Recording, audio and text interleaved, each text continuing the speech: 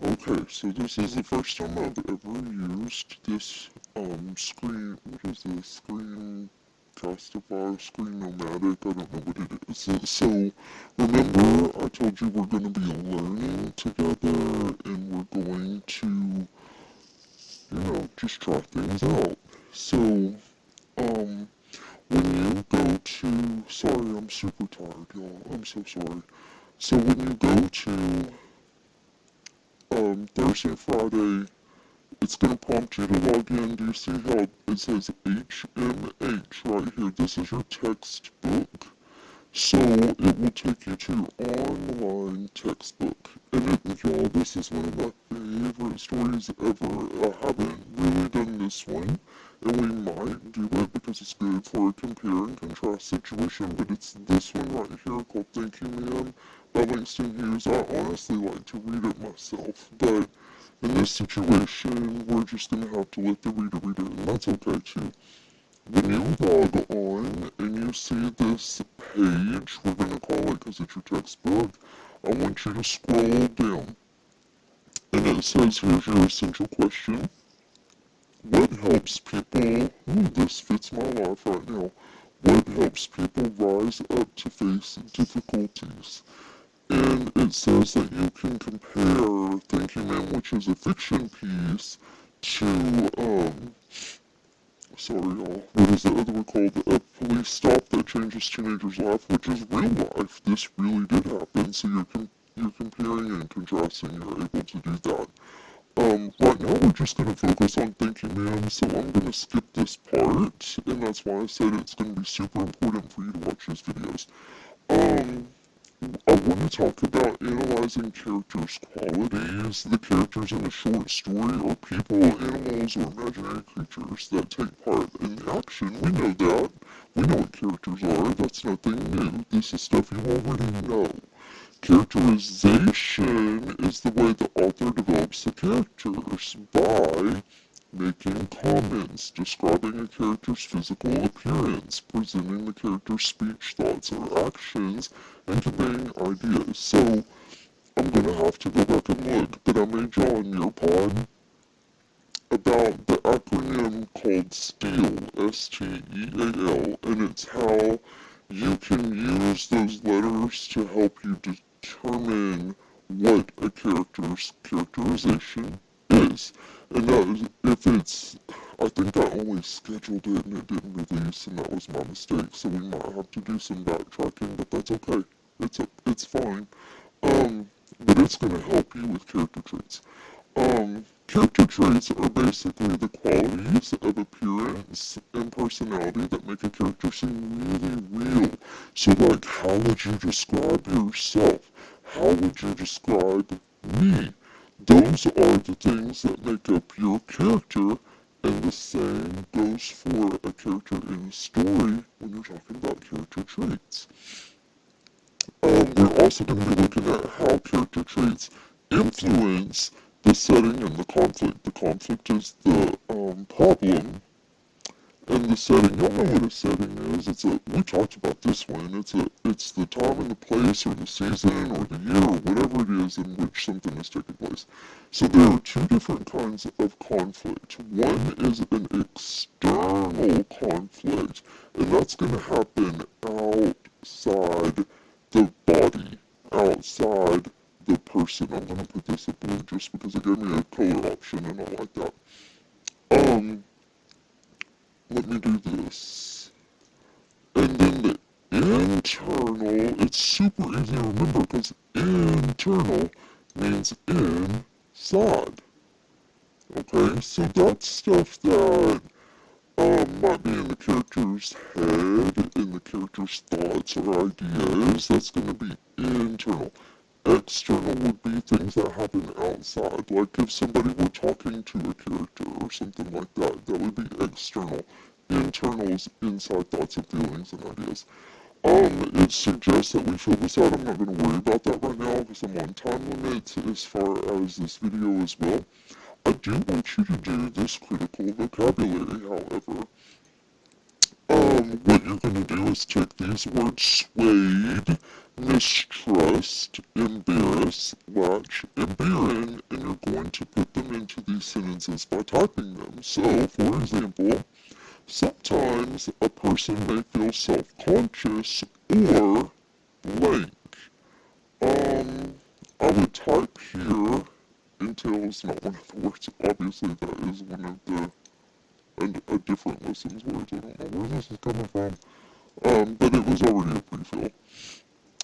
So you are going to look up here, look up the word, see what it means. Is it sometimes a person may feel self-conscious or swayed?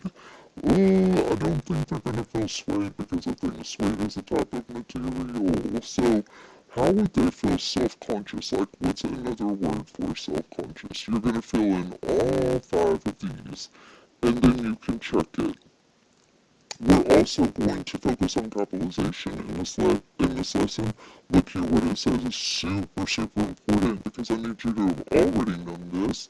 Proper nouns such as names and titles and time periods, such as days and months, but not seasons, are also capitalized. So the days of the week, the months of the year, Mrs. Grother is capitalized. Your name is capitalized.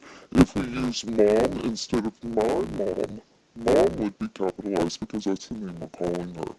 So you're going to do those things. Let's see what I had you to do. We just talked about notes here. We're skipping this. You're doing all 5 of these.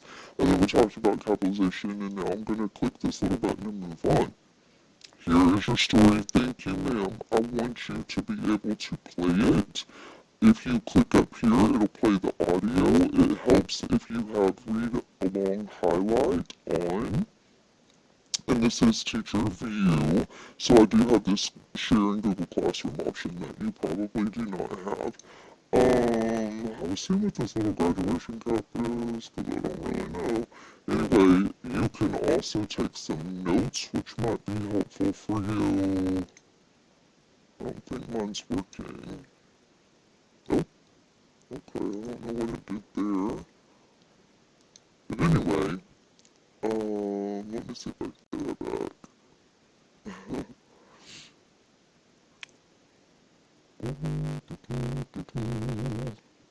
Sure y'all didn't care to hear me sing. Here we go.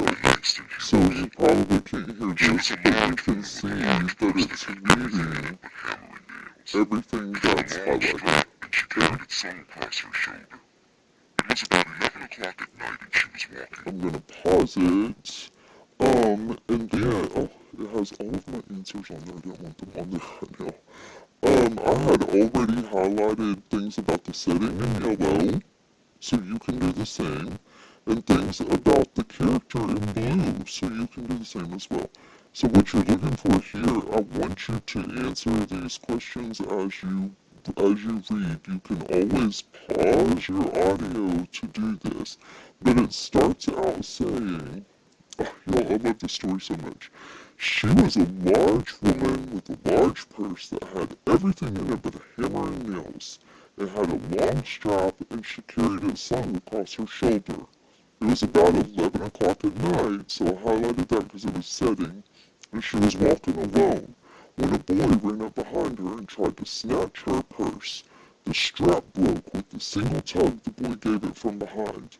But the boy's weight and the weight of the purse combined caused him to lose his balance. So, instead of taking a full blast as he had hoped, the boy fell on his back on the sidewalk, and his legs flew up.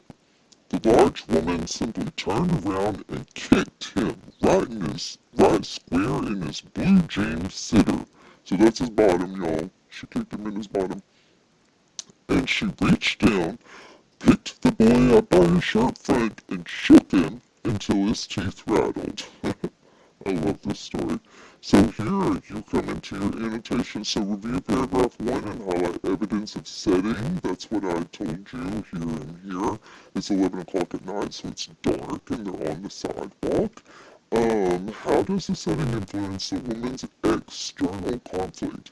How did it affect her externally, which means outside of her, not her thoughts and feelings, but how did it affect her? Well, since it was, late at night and dark, the boy thought he could rob her by stealing her purse. Okay? And then you're going to continue, and remember you can play the audio. After the woman said, pick up my pocketbook boy, and give it here. She still held him, but she bent down enough to permit him to stoop and pick up her purse. Then she said, now ain't you ashamed of yourself? Firmly gripped by his shirt front, the boy said, yes, which means like yes, ma'am. The woman said, what you want to do it for? The boy said, I didn't aim to. She said, you a lie. By that time, or 2 or 3 people passed, stopped, turned to look, and some stood watching. If I turn you loose, will you run? Asked the woman. Yes, said the boy. Then I won't turn you loose, said the woman, and she did not release him. So now we're at another annotation in paragraphs 1 through 11, highlight details that show that Mrs. Jones is a strong person. What shows that she is strong? Let's see what I highlighted for you. Pick up my pocketbook and give it here. She firmly gripped him. She called him a lie. And then she did not turn him loose. And this is the man who's trying to rob her, and she didn't turn him loose. So that seems to be pretty strong to me. And then it says, what character qualities do these text details tell the readers about Mrs. Jones? And I put, she's tough, she's strict, she does not play, she is very serious. That's kind of how I want you going through this entire story. Let it read to you, play the audio, take notes if you need to, and then answer all of the questions in the text that is showing you, okay? That's what I want you to do. I think everything else from here is self-explanatory. Don't submit it in Google Classroom until you have finished all of it, which means the whole story. So if I continue, let's say that I've read for days and days and days, or however long it takes, hopefully not days and days and days, just remember to answer all the questions, check for your understanding. Go ahead and answer those as well. There's only 3 of them. Toggle through all 3. Analyze the text, and I'm talking a little bit fast because I'm watching the time. I only get 15 minutes on these. And then, it wants you to practice the critical vocabulary again. Do this part, this part, this part, and let's see. This is a reminder of what to capitalize. So do the conventions. Conventions are like spelling, capitalization, punctuation, and then here I want you to stop. This is when you can go back to Google Classroom and you can submit the assignment. I hope this super helps you guys. Y'all hang in there with me, okay? And just do the assignments that I ask you to do. It's to prepare you. Anything that you have questions about, we will get that handled when I come back, okay? I miss y'all so much, and I want you to keep doing your very, very best, okay? Alright, Miss G loves y'all. I hope to see you then. And can y'all do me a favor though? Think super, super, super positive thoughts. Do that for me, okay? Positive thoughts, good choices, y'all be safe. Love y'all, see y'all later.